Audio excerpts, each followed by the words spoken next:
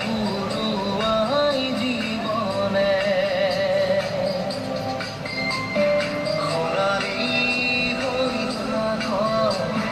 তোমারে মোরে হয় বুকুবে রই যাই যেন ধুবই